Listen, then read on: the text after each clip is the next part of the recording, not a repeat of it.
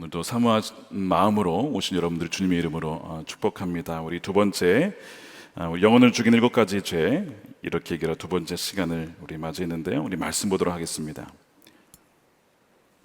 베드로전서 2장 1절에서 2절, 잠언 23장 17절에서 18절입니다.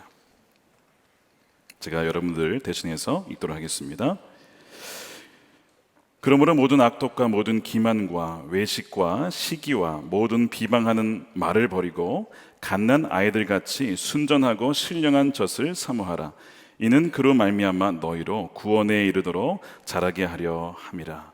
잠언 23장 17절입니다. 내 마음으로 죄인의 형통을 부러워하지 말고 항상 여호와를 경외하라. 정령이 내 장래가 있겠고 내 소망이 끊어지지 아니하리라. 아멘. 하나님의 말씀입니다. 우리 지난주에 이어서 영혼을 죽이는 7가지 죄, 이 시리즈를 진행하겠습니다. 오늘은 두 번째입니다. 시기의 죄 이렇게 이기라 라는 제목의 말씀을 나누겠습니다. 우리나라 속담 중에 이런 말이 있죠. 사촌이 땅을 사면 배가 아프다. 영어 표현 중에는 이런 표현이 있습니다. crab mentality.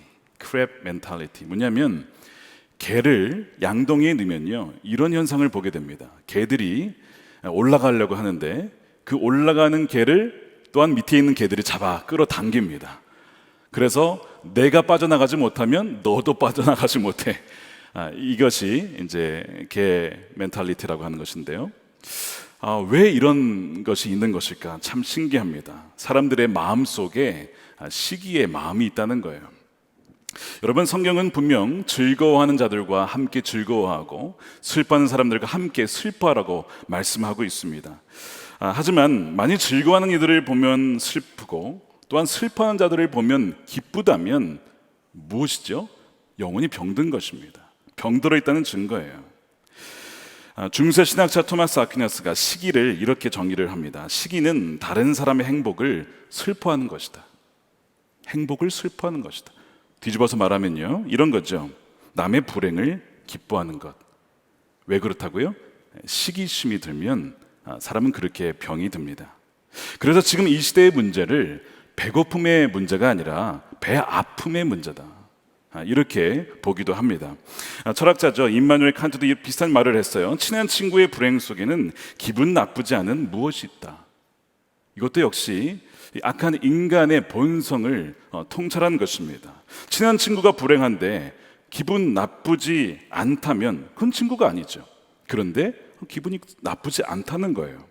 왜 이런 말이 나왔을까요? 말씀드린 대로 사람의 이 심리 안에는요, 또한 악한 본성 안에는 내가 좋지 못하면, 내가 갖지 못하면 너도 갖지 않았으면 좋겠고 또한 잘 안 되었으면 하는 그 마음이 있다는 것입니다. 사실 이 시기심은 악한 인간의 본성이자 예수님을 믿지 않는 사람들이 가진 특징 중에 하나입니다. 갈라디아서 5장 19절에 보면 육신에 속한 열매에 여러 가지가 나오는데 그 중에 하나가 시기가 나와요. 이렇게 되어 있습니다. 19절부터 보면 육체의 행실은 환히 드러난 것들입니다. 곧 음행과 더러움과 방탕과 우상 숭배와 마술과 원수 맺음과 다툼과 시기와 분쟁과 분열과 파당과 질투와 술 취함과 그와 같은 것들입니다. 내가 전에도 여러분에게 경고하였지만 이제 또다시 경고합니다. 이런 짓을 하는 사람들은 뭐라고 돼 있죠? 하나님의 나라를 상속받지 못할 것입니다. 시기심이 있다는 것은 하나님 나라에 들어갈 수 없는 증거라는 거예요. 여러분, 굉장히 심각한 겁니다. 여러분, 시기라는 것을 그냥 놔둬서는 안 된다는 거예요. 우리 안에 누군가를 향한 시기심이 있다면 그것은 우리가 예수님과 동행하는 그 복을 누리지 못하도록 우리를 잡아 끌고 또한 우리를 결국에는 죽이게끔 만드는 병이기 때문에 그렇습니다. 베드로 사도는 그래서 베드로전서 2장 1절에서 시기를 버려야 한다라고 말씀을 하죠. 말씀드린 대로 시기와 모든 비방하는 말을 버리라. 제가 질문을 해보겠습니다. 그리스도인들에게 이 시기심을 버리는 것이 옵션일까요? 해도 되고 안 해도 되는. 여러분, 어떻게 생각하십니까? 안 해도 괜찮지 않을까라고 생각하면 여러분, 시기심 절대 이길 수가 없을 것입니다. 오늘 이 말씀이 쓰여진 이유가 있습니다. 이 베드로 사도가 이 앞장에서 얘기를 할 때 무슨 얘기를 하냐면 우리는 거듭난 사람이라는 거예요. 거듭났다면 거듭나기 이전에 우리 육신의 열매 중에 하나인 이 시기심을 반드시 버려야 된다는 거예요. 그것이 없어져야 된다는 것입니다. 그런 얘기를 하는 거예요. 그래서 1장 23절에 이런 얘기를 하죠. 너희가 거듭난 것은 썩어질 씨로 된 것이 아니라 썩지 아니할 씨로 된 것이니 살아있고 항상 있는 하나님의 말씀으로 되었다는 것입니다. 그래서 진정 거듭난 사람은 결국에는 처음에는 이 시기심이 있었지만 이제는 그 생명력이 있는 말씀, 그 영생의 말씀이 내 안에 심겨졌고 또한 새로운 영이 태어났잖아요. 성령으로 말미암아. 그렇기 때문에 육신의 이 본성과 이 열매들을 극복하고 성령의 열매, 예수님의 그 본성과 성품을 닮아가게 되어 있다는 것입니다. 문제는 자신이 거듭났다고 했는데 생각하는데 시기심이 극복이 안 되는 경우입니다. 이 경우는요, 둘 중에 하나입니다. 하나는 거듭난 줄 알았지만 아직 거듭나지 않은 경우예요. 말씀드린 대로 아직 거듭나지 않은 사람들에게는 이 시기심이 당연한 것입니다. 이것이 악한 인간의 본성이기 때문에 그래요. 그래서 나보다 더 잘 되는 사람들을 결코 가만 놔두질 못합니다. 마음속에 분노의 마음도 일어나요. 그리고 그것이 우울로 바뀌고요, 슬픔으로 바뀌기도 합니다. 시기심이 극복이 안 되는 두 번째 이유가 있다면 그것은 아직 영적으로 어린 아이이기 때문에 그럴 수 있다라고 성경은 이야기를 해요. 그래서 2장 2절에 이런 얘기를 하죠. 시기심을 버리라. 그러면서 2절에 무슨 얘기를 하냐면 갓난 아이들 같이 순전하고 신령한 젖을 사모하라. 이는 그로 말미암아 너희로 구원에 이르도록 자라게 하려 함이라. 지금 여러분들 안에 시기심이 있는 것은 아직 영적으로 어리기 때문에 그렇다는 거예요. 그러나 신령한 젖, 즉 말씀을 사모함으로써 그의 영혼이 자라고 건강하여지면 결국에는 이 시기심을 이기게 될 것이다라고 말씀을 하는 것이죠. 그러나 아직 영이 어리기 때문에 뭐에 의해 지배를 당하는 거예요? 육신의 본성이 더 강한 겁니다. 육신의 본성이 그 사람을 사로잡고 있는 거예요. 그래서 시기심에 의해서 그 사람이 휘둘리게 되어지는 그런 일이 나타난다는 거죠. 그래서 고린도전서 3장 1절과 3절에 이렇게 되어 있습니다. 형제들아, 내가 신령한 자들을 대함과 같이 너희에게 말할 수 없어서 육신에 속한 자 곧 그리스도 안에서 어린아이들을 대함과 같이 하노라. 너희는 아직도 육신에 속한 자로다. 너희 가운데 시기와 분쟁이 있으니 어찌 육신에 속하여 사람을 따라 행함이 아니리요. 고린도전서에서 사도 바울은 육신에 속한 자와 육에 속한 자를 구분하고 있어요. 육신에 속한 자는 거듭났지만 아직 영적으로 어린아이를 말합니다. 반면에 육에 속한 자는 아직 거듭나지 않은 자연인을 말하죠. 이게 차이를 두고 있어요. 그래서 이 영적인 아이들의 특징은 시기심입니다. 그리고 분쟁이 있어요. 어제 이제 목사 밴드 모임을 하고 나서 아침 식사를 같이 하는데 우리 어린이국 담당하신 목사님께서 그러시는 거예요. 오프라인 예배를 하고 나니까 달라진 점이 있다는 거예요. 뭡니까? 그랬더니 아이들이 예배를 드리다가 티격태격 싸우는 모습을 본다는 거예요. 온라인에서는 그런 일이 없었는데 오프라인이 되니까 애들이 뭐 티격태격 이런다는 거예요. 많지는 않겠지만 종종 그렇다는 겁니다. 그래서 이유가 뭡니까? 여러분, 이유가 뭘까요? 애들이잖아요. 대답이 그거예요. 애들이잖아요. 애들이기 때문에 싸운다는 것입니다. 그러니까 이 시기와 분쟁과 질투는 영적인 어린 아이의 특징입니다. 그렇다면 이것이 육신이 속한 시기인지 육에 속한 시기인지 어떻게 구분하는가? 시기에 대한 이 말씀을 들었을 때 내 안에 시기가 있다를 발견을 하는 사람, 그리고 말씀의 이 경고의 말씀을 듣고 내가 정말 이 시기심을 극복해야겠다, 그런 마음이 든다면 그 사람은 거듭났는데 이제 이 시기를 극복해 나가는 그런 분야라고 볼 수가 있습니다. 그런데 이 육에 속한 사람, 거듭나지 않은 사람은요, 말씀에 반응하지 않습니다. 오늘 이와 같은 말씀을 들어도요, 들리지 않습니다. 그렇다면 그 사람은 아직 거듭나지 않은 사람일 수 있다는 거예요. 육에 속한 사람은 이 말씀에 반응하지 않기 때문에 그렇습니다. 아직 태어나지 않은 아기가 말씀에, 즉 이 젖에 반응하지 않는 것과 같은 것이죠. 여러분들 안에 혹시 시기심이 있으십니까? 결코 그것을 가만 놔둬서는 안 된다는 것입니다. 시기의 죄에 대해서 좀 더 깊게 들어가 보겠습니다. 야고보 사도는 이 시기와 경쟁심을 함께 언급을 하죠. 왜냐하면 시기심은 경쟁심을 낳기 때문에 그래요. 야고보서 3장 14절입니다. 여러분의 마음속에 지독한 시기심과 경쟁심이 있으면 자랑하지 말고 진리를 거슬러 속이지 마십시오. 시기심과 경쟁심이 있는 곳에는 뭐가 있어요? 혼란과 온갖 악한 행위가 있습니다. 이 경쟁이란 말, 그리고 경쟁자라는 말이 라이벌이죠. 이 라이벌이라고 하는 영어 단어는요, 리버라고 하는 강에서 나왔습니다. 무슨 얘기냐면 경쟁자는 누구냐? 같은 강물을 마시는 사람입니다. 내 분야에 있는 사람, 나와 연령대가 비슷한 사람, 나와 같은 어떤 비슷한 일을 하는 사람, 그들이 경쟁자라는 것이죠. 이것이 바로 라이벌의 어원이에요. 그래서 이 시기심은 언제 오느냐? 나와 전혀 다른 사람에게는 시기심을 느끼지 않습니다. 나와 비슷한 처지에 있는 사람들을 봤을 때, 그들이 나보다 좀 더 앞서간다거나 나보다 좀 더 나은 것을 가지고 있다고 느낄 때 바로 이 시기심이 찾아온다는 것이죠. 예를 들어서 평사원은 회사의 사장님을 시기하지 않습니다. 평사원은 나와 비슷한 위치에 있는 사람이 나보다 칭찬을 받고 인정을 받고 두각을 나타내면 그 사람을 시기하게 된다는 거예요.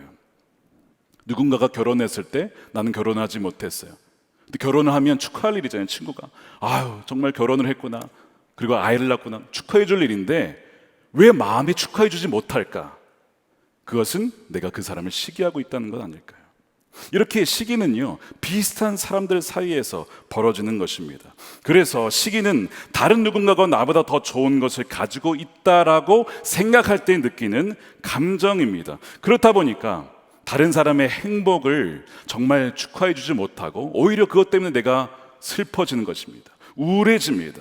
또한 다른 사람의 불행을 보고 오히려 마음속으로 기뻐하게 만드는 것, 이것이 시기심이라는 거예요. 정말 병든 영혼의 모습인 것이죠.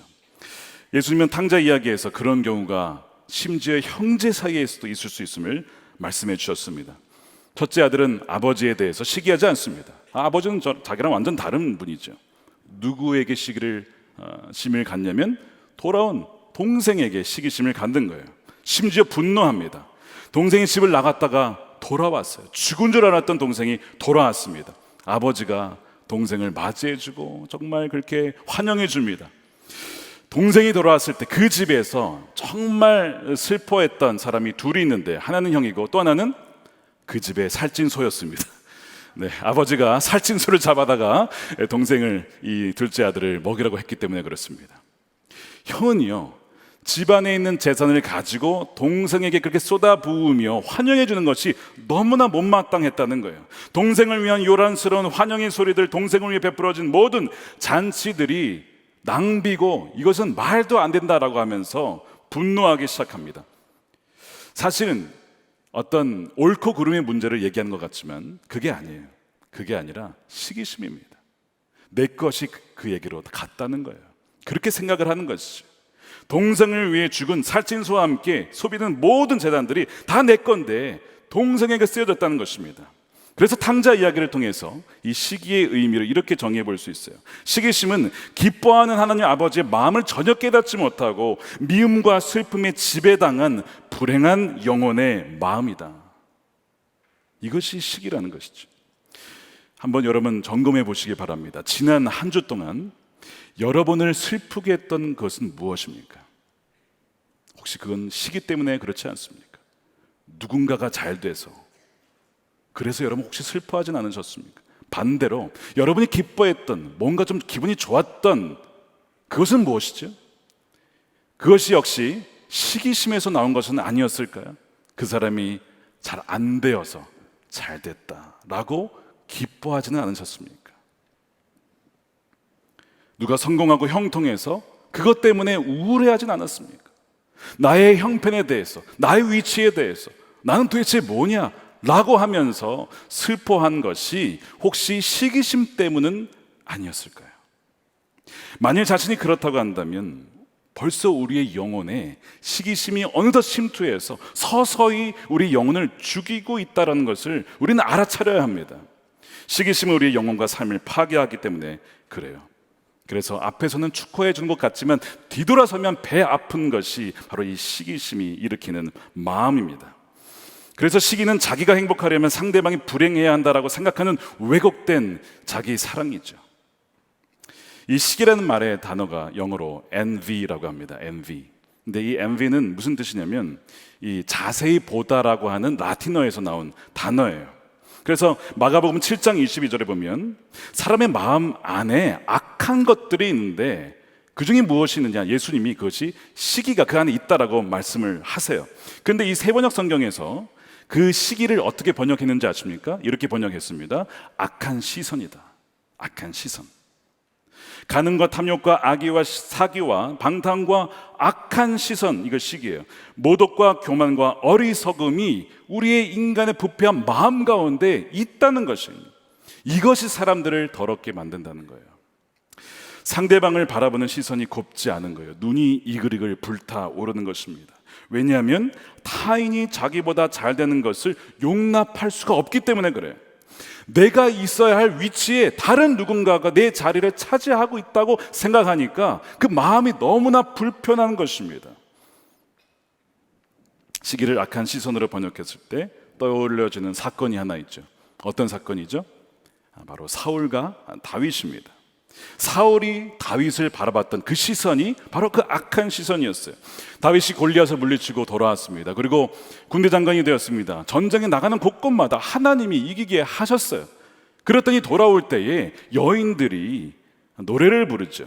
사무엘상 18장 7절에 여인들이 뛰놀며 노래하여 이르되 사울이 죽인 자는 천천히요 다윗은 만만히로다 한지라. 사울이 그 말에 불쾌하여 심히 노하여 이르되 다윗에게는 만만을 돌리고 내게는 천천만을 돌리니 그가 더 얻을 것이 나라 말고 무엇이냐 하고 그날 후로 사울이 다윗을 어떻게 했다고요? 주목했다라고 되어 있죠. 이 주목했다라는 부분을 세 번역은 이렇게 번역을 했습니다. 그날부터 사울은 다윗을 시기하고 의심하기 시작했다. 이 주목하는 것, 악한 시선, 이것이 바로 시기라는 것이죠. 여기서 누가 문제죠? 첫 번째 제가 볼 때는요, 그 여인들이 문제입니다. 왜 그 노래를 지어가지고 시기심을 발동시킵니까? 왜 그 여인들은 그런 노래를 불렀을까요? 아니, 부를 거면은 사울에게 가서 부르고 다윗에게 가서 부르고 각각 할 것이지, 이거를 같이 부르니까 천도 대단한 건데 만하고 비교하면 당연히 기분 나쁘죠. 아니, 그걸 왜 모를까요? 여인들이 문제입니다. 여인들이. 또 한 가지는요, 그 영광을요, 아니 하나님께 돌려야죠. 그렇잖아요. 하나님이 다윗을 통해서, 하나님이 사울을 통해서 전쟁을 이기게 하셨구나. 마땅히 하나님께 찬송을 드릴 것을 왜 사람에게 영광을 돌립니까? 이런 상황들이요, 결국에는 이 사울 안에 잠재되어 있었던 시기심을 자극한 것입니다. 그래서 제가 볼 땐 이 이스라엘 여인들의 뭐예요? 왜곡된 팬심이 사울의 육신의 본성인 이 시기심을 자극한 것입니다. 또 한 가지는 사탄이 그 뒤에서 아마 분명히 그 둘 사이를 갈라놓게 하려고 온갖 생각을 집어넣었을 거예요. 교묘하게 사탄은요, 우리의 머릿속에 생각을 넣는데 달인입니다. 사탄은 누구라고요? 거짓의 아비잖아요. 거짓의 아비니까 얼마나 속임수와 거짓에 능숙하겠습니까? 그러나 설령 여인들이 그렇게 노래를 했다 하더라도요, 마음을 지켜야 했던 것은 누구예요? 사울입니다. 아무리 그랬어도 사울은 마음을 지켰어야 합니다. 사울은 들려오는 노래소리를 들으면서 이런 생각을 합니다. 그가 더 얻을 것이 나라 말고 무엇이냐, 나라를 빼앗겠구나. 틀린 말은 아닙니다. 이미 하나님은요, 사울에게서 다윗에게 나를 넘기셨어요. 네, 그가 제대로 본 것은 맞습니다. 그런데 그랬을 때에 사울은요, 이렇게 했었어야 합니다. 내가 하나님이 주신 그 왕권을 감사하지 아니하고 하나님께 순종하지 아니하여서 이렇게 되었구나, 회개하면서 돌이켰어야죠. 근데 회개하고자 하는 마음이 아니라 어떤 마음을 갖게 된 거예요? 다윗을 죽여야겠다라고 생각을 하게 된 겁니다. 이것이 바로 사단의 역사예요. 사단의 역사입니다. 그날 이후에 사울의 인생은 어떻게 됩니까? 참 불행합니다. 그 시기심 때문에 자신의 온 인생과 시간과 에너지를 다윗을 죽이는 데 올인합니다. 군사를 데리고 다윗을 찾아다닙니다. 지금 블레셋과 전쟁해야 될 시기에 지금 다윗을 죽이러 쫓아다니는 거예요. 결국은 그렇게 모든 에너지를 다 탕진하고 결국에는 전쟁에서 아주 비참하게 맞이하게 되죠. 그러면 시기는요, 사람의 인생을 서서히 파멸시킵니다. 우리 안에 시기심이 있다면 여러분 결코 놔둬서는 안 되고요. 오늘 이 밤에 깨끗하게 정리하는 여러분들이 되시기를 주님의 이름으로 축원합니다. 잠언 말씀에 이런 말씀이 있어요. 평온한 마음은 육신의 생명이나 시기는 뼈를 썩게 하느니라. 뼈를 썩게 한다. 시기는 누군가가 가지고 있는 것과 그의 삶을 원하고요, 그것을 갖지 못하면 결국에는 분개하고 분노합니다. 시기는 악한 것인데 그 악을 선으로 선용할 방법이 하나 있습니다. 모든 죄가 다 마찬가지긴 하지만 시기를 통해서 우리 안에 숨겨진 우상이 무엇인지를 볼 수 있다는 거예요.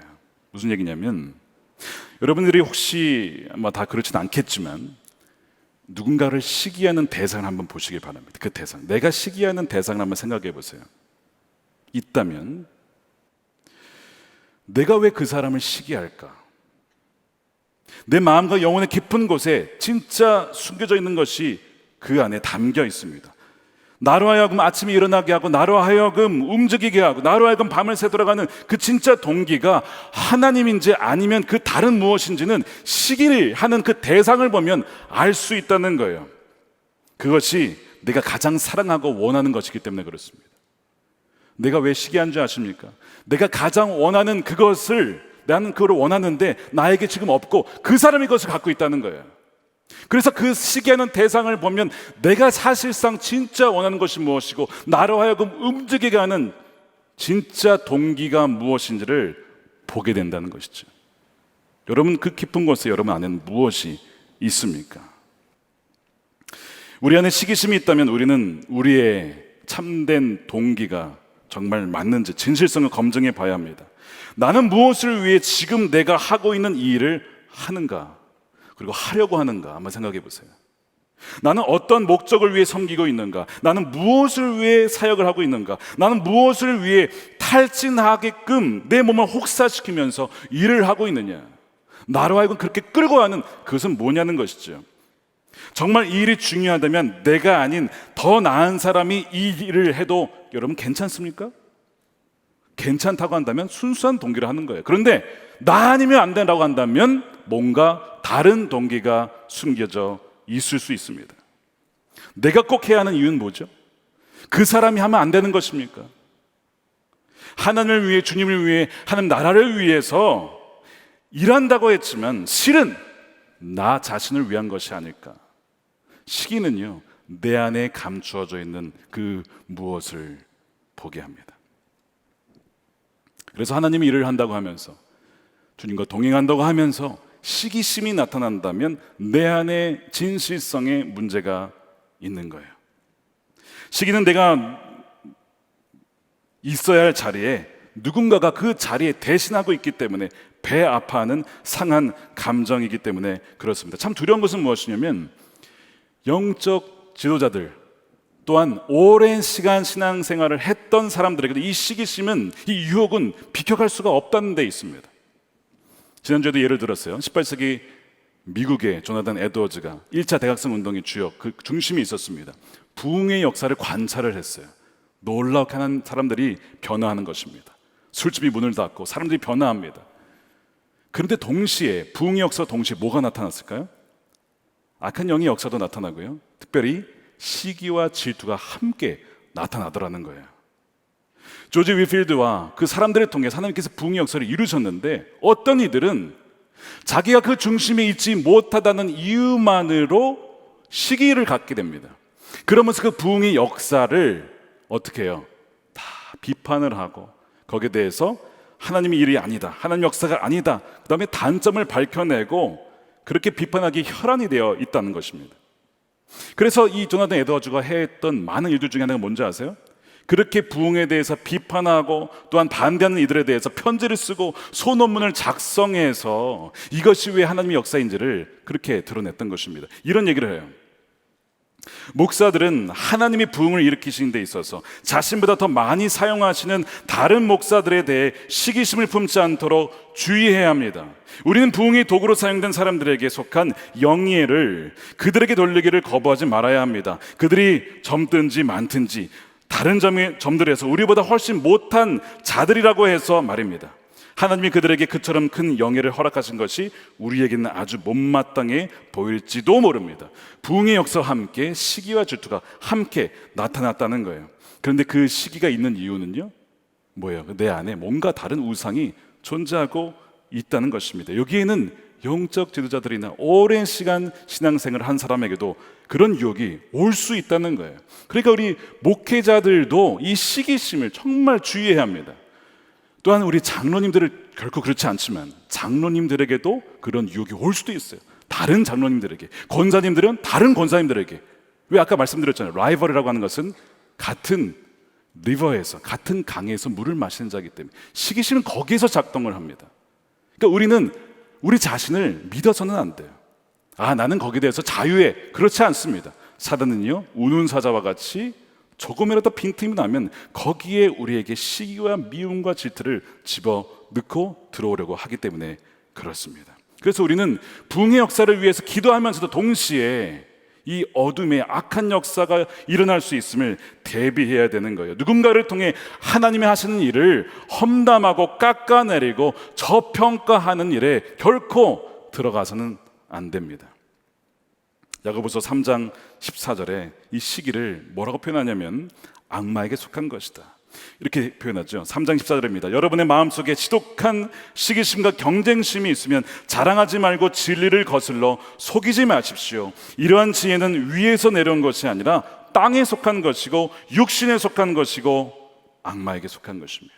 그러니까 정확하게 이 악마에게 속한 것이 시기고, 시기심이 들어온다면 이것은 마귀가 우리에게 심어주는 것입니다. 시기심은 공동체를 파괴합니다.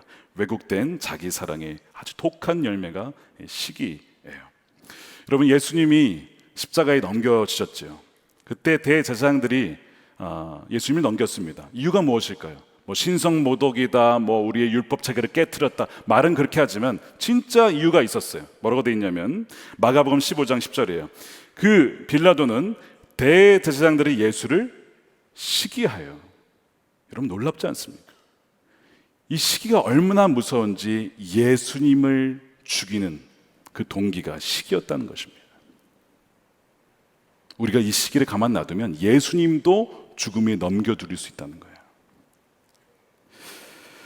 여러분, 우리가 이 시기심을 그렇다면 어떻게 이길 수 있을까? 오늘도 우리 세 가지를 말씀드리겠습니다. 첫 번째입니다. 첫 번째, 마음의 생각을 여러분 지키고 말씀으로 악한 영과 악한 생각에 반론을 제기해야 합니다. 지난주에 기억나십니까? 교만에 대해서, 나에 대해서 막 칭찬하고 할 때, 교만이 막 올라올 때 말씀으로 뭐라고 하라 그랬죠? 나는 정말 티끌과 같은 존재입니다. 나는 아무것도 아닙니다. 말씀을 가지고 말대답하라 그랬잖아요. 반론을 제기하라 그랬죠. 동일합니다. 시기심이 침투할 때가 있어요.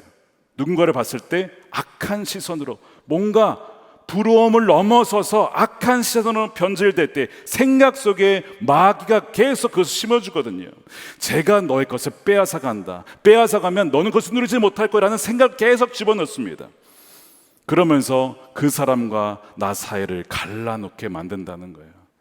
이것이 사회에서는 기본적인 일이고요, 교회라고 하는 공동체에도 얼마든지 침투할 수 있는 무서운 질병입니다.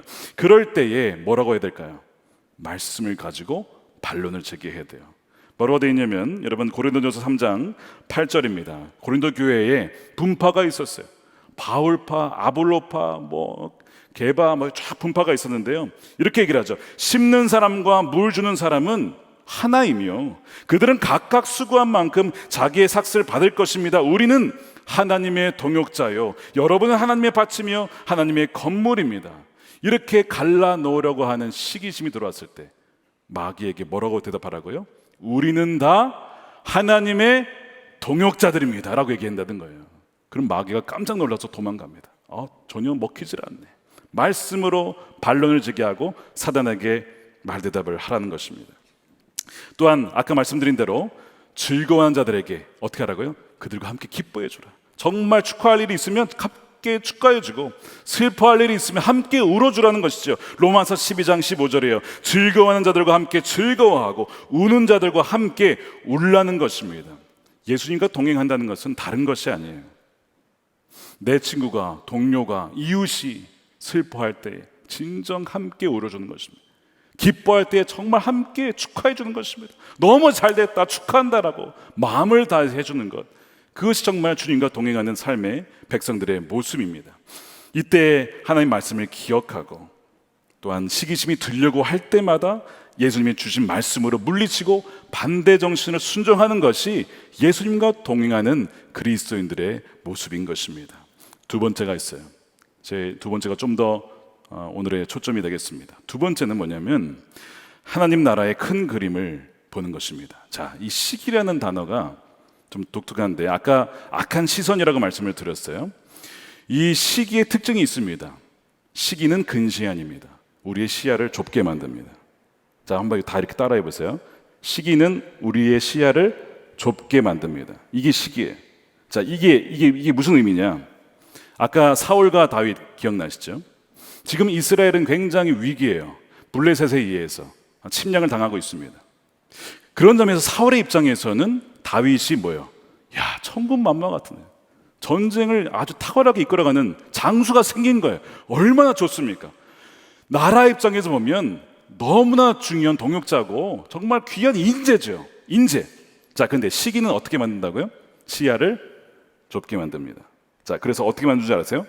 나라 전체와 그 전체를 보지 못하게 하고요, 나와 다윗의 관계로만 관계를 확 좁힙니다. 그럼 어떻게 될까요? 저놈이 나를 쫓아내겠구나, 이런 식으로 시야를 좁게 만드는, 이게 시기예요. 시기. 그래서 그 사람과 나의 좁은 관계로만 만든다는 것입니다. 그럴 때마다 우리는요, 관점을 하나님의 관점에서, 하나님 나라의 관점에서 봐야 돼요. 그러면 나와 그 사람 사이에 들어가는 이 시기가 아니라, 아까 말씀드린 대로, 나에게 붙여주신 너무나 귀한 동역자구나, 나에게 없는 것을 그 사람에게 주셔서 나의 약점도 보완해주고 서로 함께 동행할 수 있는 귀한 일꾼을 주셨네 라고 생각을 바뀌게 된다는 거예요. 그래서 우리가 시기로 말미암아 우리 시야가 좁아지려 할 때마다 숲이 아니라 나무를 보고 전체 큰 그림을 볼 수 있는 시각을 가져야 합니다. 여러분들이 지금 시기하는 그 사람을 한번 떠올려 보십시오. 왜 시기합니까? 나와 그 사람만 보니까 그래요. 하나님 나라의 큰 그림을 보지 못하니까 그렇게 마음의 시기심을 품게 되는 것입니다. 부흥의 시기를 준비하기 위해서는요, 결코 혼자 할 수 없습니다. 우리 모두가 다 필요한 거예요. 출애굽기 35장에 보면 하나님이 모세에게 명하여서 백성들에게 성막을 지을 재료를 가져오라고 명하십니다. 그래서 사람들이 뭘 가져오냐면 금도 가져오고 은도 가져오고, 그 다음에 청색실, 홍색실, 가는 모시실, 그리고 염소털, 이런 걸 다 가져와요. 하나님이 명하신 거예요. 사람들마다 가지고 있는 것이 달라요. 아까 말씀드린 누구는 금을 가져옵니다. 누구는 뭘 가져와요? 염소털을 가져와요. 자, 시야가 좁아지면 어떻게 되는 거예요? 이제 금과 염소털을 비교하는 거예요. 저 친구는 금수저인데 나는 염소털 인생이네, 이렇게 되는 거죠.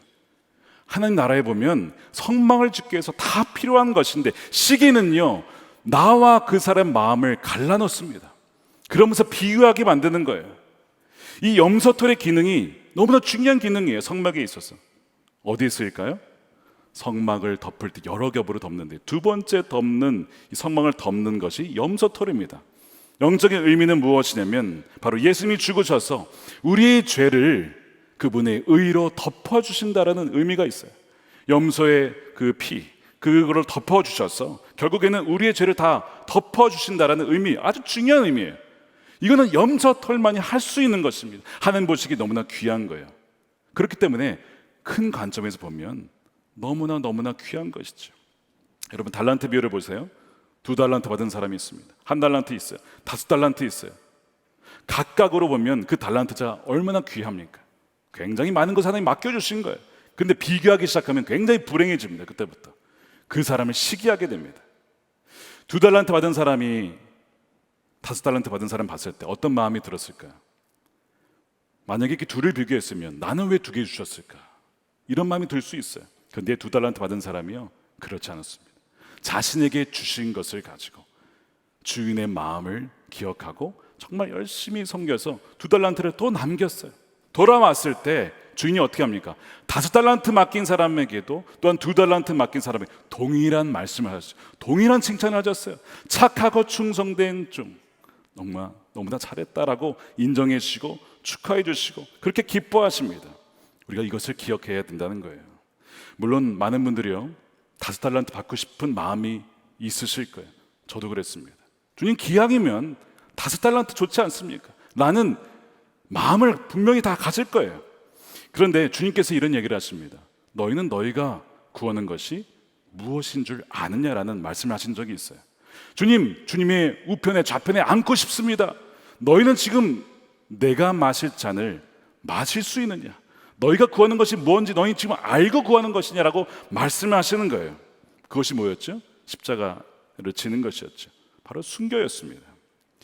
아더 핑크라고 하는 목사님이요, 사무엘상에 나와 있는 다윗과 이 사울의 이야기를 말씀을 가지고 이런 얘기를 하셨습니다.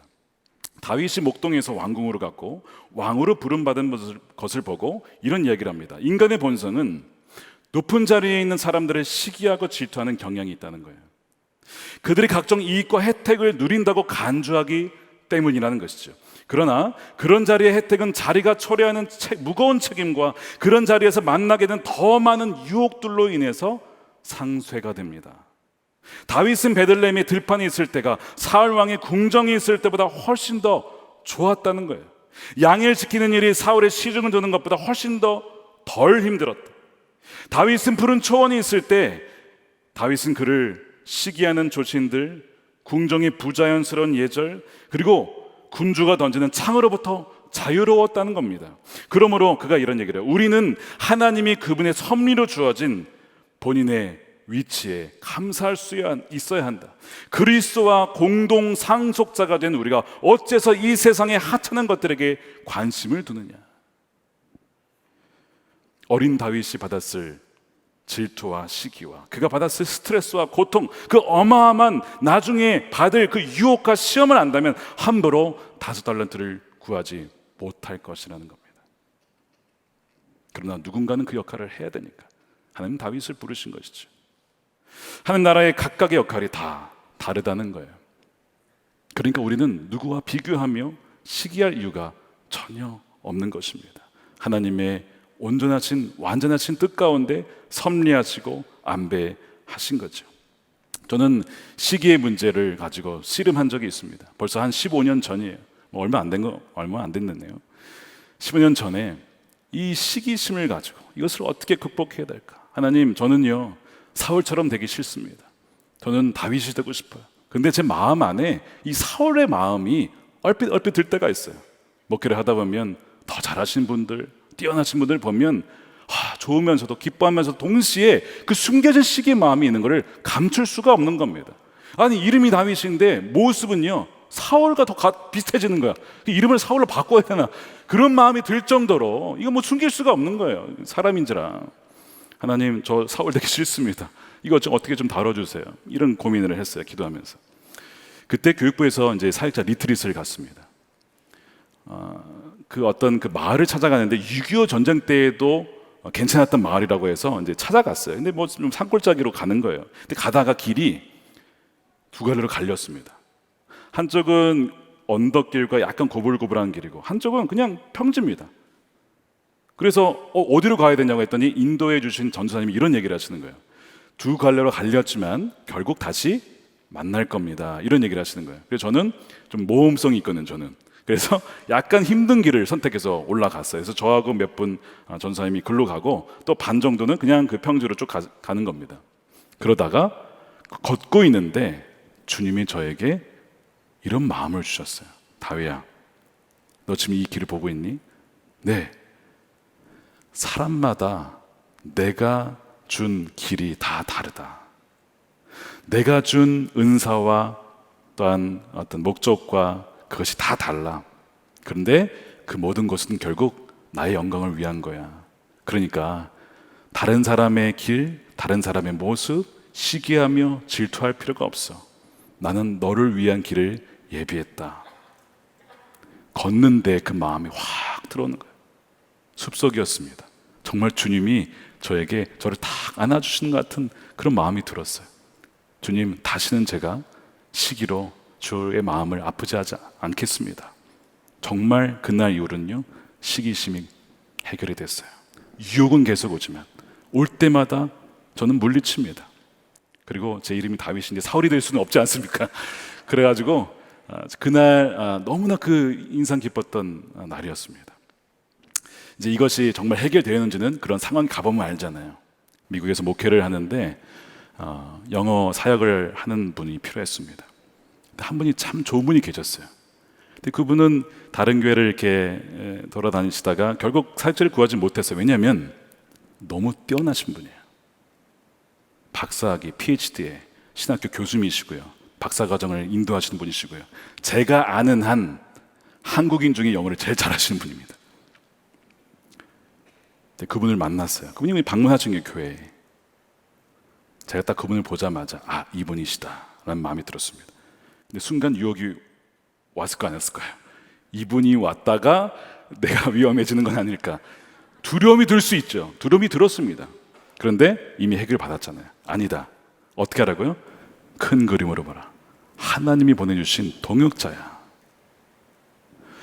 제가 그분께 제안을 했어요. 혹시 우리 교회에서 영어 목회 하실 마음이 없으십니까? 자기가 기도해보고 말씀드리겠다는 거예요. 일주일 뒤에 자기가 함께 합류하겠다는 겁니다. 그리고 그분과 너무 행복하게 목회를 했습니다. 그분이 가지고 있는 많은 열정과 장점이 있었거든요. 교회에 얼마나 복이 되는지 몰라요. 더 놀라운 건 뭔지 아세요? 저보다 10살이 많으시거든요. 그분이 저보다 10살이 많으시고 탁월하신 분인데 저랑 잘 지내니까 성도님들이요, 희한하게 생각하는 겁니다. 두 분이 너무 잘 지내. 그게 소문이 퍼졌어요. 지역에. 너무 그 사역자들의 모습이 너무 좋다. 어떻게 보면 인간적으로 보면 시기할 수 있는데 어쩜 저렇게 서로 잘 지내지? 그것이 너무 좋아서 소문을 듣고 오신 분들도 있었어요. 하나님께서 정말 그때 그것을 다뤄주셨고 해결해 주셨구나. 물론 계속 마귀는요, 저를 공격합니다. 여러분도 마찬가지실 거예요. 그때마다 하나님 나라의 큰 그림을 보고 이겨내줘야 합니다. 그러면 저와 또한 그 사람들을 통해서, 또 여러분들과 여러분들의 동역자들을 통해서 정말 생각하지도 못했던 놀라운 일들을 주님께서 이루실 줄로 믿습니다. 세 번째입니다. 마지막이에요. 마지막 세 번째. 어떻게 시기를 이기는가? 하나님의 선하심을 확신하고 감사하는 겁니다. 하나님은 선하시다. 그리고 하나님의 완전한 뜻이 지금 내 삶 가운데 이미 하나님께서 다 주셨다는 것을 믿는 태도입니다. 시기란 무엇이냐면 현재 하나님이 나에게 주신 상황에 대한 불신의 태도거든요. 하나님이 왜 나에게는 안 주시고 저 사람에게 줬습니까? 라고 하는 나의 상황에 대한 불신의 태도가 나오는 것이 시기입니다. 시기가 있다면 실상 난 하나님이 내게 주신 모든 것에 대해서 즐거워하지 않으며 그분의 주권에 대해서 신뢰할 수 없다는 반항의 표현이기도 합니다. 왜 우리가 다른 이들을 악한 시선으로 보지요? 하나님의 선하심과 하나님의 그 주권과 섭리를 믿지 못하기 때문에 그래요. 그런데 우리가 이런 고백을 해야 됩니다. 하나님이 선하신 분이시고 그분의 선하심과 인자하심은 다함이 없다. 누가 가져간다고 해서 내 것이 없어지는 것이 아니야. 그 사람도 살고 나도 사는 것이야. 이 마음을 가져야 된다는 거예요. 예를 들어서 광야의 만나를 한번 생각해 보세요. 이스라엘 백성들이 광야를 갈 때 하나님이 주신 것이 하늘에서 내려주신 하늘 양식이요, 만나를 주셨습니다. 근데 사람들이 이걸 먹다가 충분하지 않다는 거예요. 이거 가지고 뭘 어떻게 사냐 이거죠. 우리가 애굽에 있을 때는 못 얻어먹고 막 그러다가 자신들의 지금 부족한 것을 막 토해내기 시작합니다. 그러면서 불평을 하는 거예요. 이 만나는 이 과자, 꿀 같은 맛이 난다고 했어요. 그러면서 하나님이 매일같이 안식일을 제외하고 주셨습니다.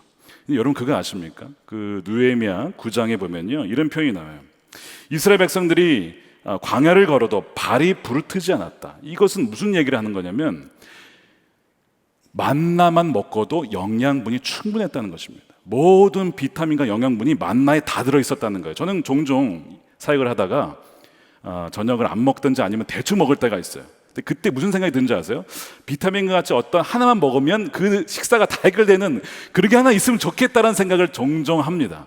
근데 만나가 마치 그런 거예요. 광야는요, 사는 곳이 아니잖아요. 지나갈 곳입니다.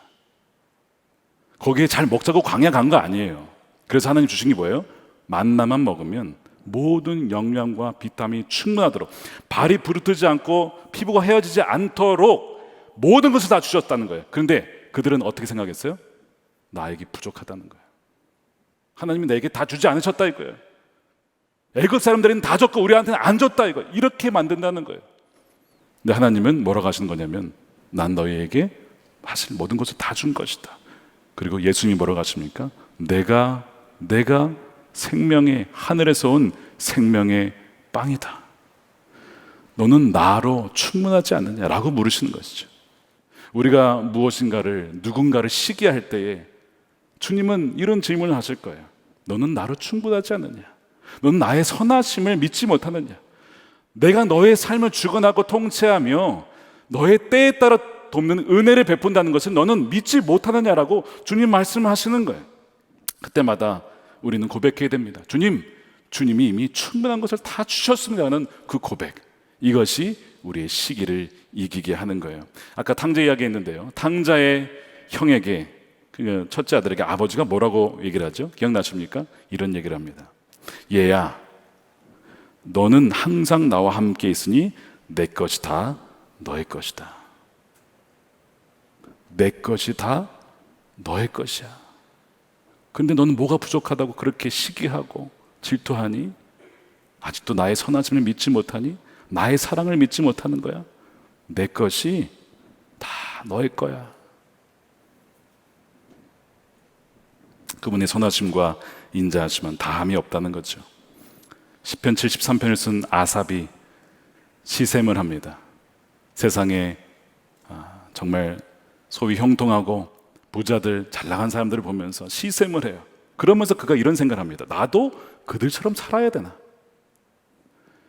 물론 하나님의 백성들에게도 형통케 하실 수 있습니다. 그런데 이 배경은 하나님을 믿지 않는 일이 너무 잘 되니까 나도 차라리 그러면 그들처럼 살까? 이런 유혹이 왔어요. 그런데 하나님께서 그를 성소로 데려가더니 결국에는 그들의 종말이 어떻게 될 것인지를 보여주셨습니다. 너 그러고도 시샘이 되느냐? 주님, 아닙니다. 전혀 저는 그를 알지 못했습니다 라고 하면서 그가 이런 고백을 해요. 시편 73편 25절입니다. 내가 주님과 함께하니 하늘로 가더라도 내게 주님밖에 누가 더 있겠습니까? 땅에 서더라도 내가 무엇을 더 바라겠습니까? 하나님은 언제나 내 마음에 든든한 반석이시요 내가 받을 몫의 전부이십니다 라고 하면서 이 아삽의 시기가 해결이 되어집니다. 여러분, 오늘 이 저녁에 이 확신으로 충만하기를 원합니다. 하나님은 그분의 섭리로 우리 각 사람에게 가장 좋은 것을 주시는 분이십니다. 우리가 즐거워할 것은, 우리가 믿을 것은 하나님이 늘 우리와 함께 하시며 내 것이 다 너의 것이다 라고 하는 이 약속의 말씀입니다. 그리고 우리는 그 믿음으로 즐거워하는 자들과 즐거워하고 슬퍼하는 자들과 함께 슬퍼하는 것입니다. 우리 모두가 다 하나님의 동역자구나라고 하는 그 믿음, 그럴 때에 악한 마귀는요 저와 여러분들을 건드리지 못할 것입니다. 우리의 사이를 갈라놓지 못하게 할 것입니다. 우리 공동체를 파괴하지 못할 것입니다. 바로 이 믿음으로 우리의 시기를 이겨내시고 주님의 부르신 그 뜻대로 살아가시는 저와 여러분들이 되시기를 주님의 이름으로 축원합니다. 우리 함께 우리 찬양하신 후에 기도하겠습니다.